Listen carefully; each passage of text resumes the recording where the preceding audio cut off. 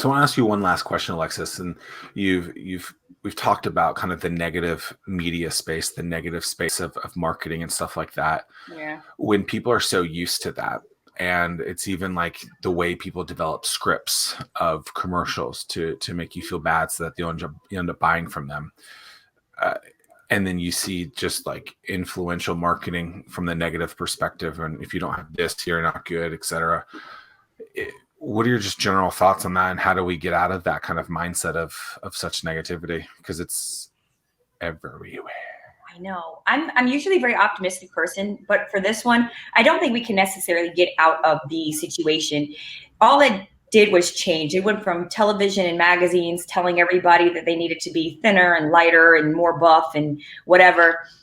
Just things that get saturated into our culture, you know? I hope this isn't too pervy, but they even talked about the history of how with women, why now in culture it's normal to be completely, Brazilianed out when that's came from culture. That was just what we saw on television, saw in movies, saw everywhere, and now it's normal. So I don't think that we can necessarily get rid of some of those things, but I think that we can work on ourselves. And that is, pardon me, knowing your worth, knowing who you are as a person. Platforms like Facebook, Instagram, anything that they have all the stats and the likes and the hearts and how many comments did you get, you can kind of start to value yourself based off of that. And I would say off camera, off social media, to really hone in on who you are as a person. Because when you dial down your phone, when you power down your laptop, you have to ultimately be with yourself. And I think you have to learn to have that kind of self-worth and self-value that, yeah, I may have 20,000 followers, which I don't. This is just an example. And you think you're doing something. And then you compare yourself to the person who has 200,000 followers, and all of a sudden it's not enough. And then let's just say you do all of your due diligence and now you have 200,000 followers. Yay. But then this other person has 1 million and you still feel small. If you don't dig deep and love yourself and understand your value as your morals, your character, do you give to others? Do you care about others? Do you care about your family? What are you doing to take care of yourself? You will always feel small because there's always going to be somebody else to compare yourself to. So that's the first thing that I would say as far as all the negativity that is social media. It could really be bearing down on you. Yeah, and what do those numbers even really mean, Nothing. Exactly. I had who had Exactly. like 1 million followers and they thought that they were everything, and then their account got hacked and they went down to 0. And people internalize that as their value mark.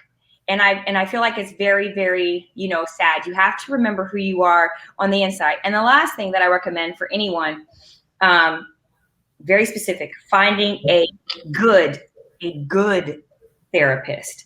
Not all therapists are good. Not all therapists are a good fit for the individual, but a good therapist. I know for me being an entrepreneur, they always say it's lonely at the top. Sometimes you don't have anybody to talk to.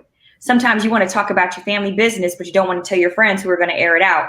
Sometimes you just need to have a confidant who, by law, they can't tell anybody, but they can keep you mentally in check, where you can feel small on social media, but then you could have them remind you, hey, those are just numbers, silly person, right?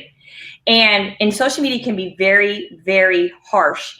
And I've had to see it, and I've had to read comments and things like that, not even just on my page, but other people's pages where there are people who have no followers and their whole goal is just to troll other people. And yeah, and I've seen them and I was like, really? You don't even have any posts. Why are you even on this? And so I do think having a good therapist is a good way to go, to have somebody to talk to through those problems, who you don't have to worry about them putting your business out there. I love having a therapist. My therapist recently retired, so I'm looking for a new one. I'm serious. After 13 years, I laugh with you. I agree. I wish that society, that needs to be played up, and it's a good thing as opposed to be like, man, that person's crazy. Yeah, You know what? I'm glad you said that specifically, because I was doing a public speaking engagement and I was talking about having a therapist. I said, because of my therapist, there was a time when somebody said, Alexis, you're crazy. And I said, no, I'm not. My therapist told me.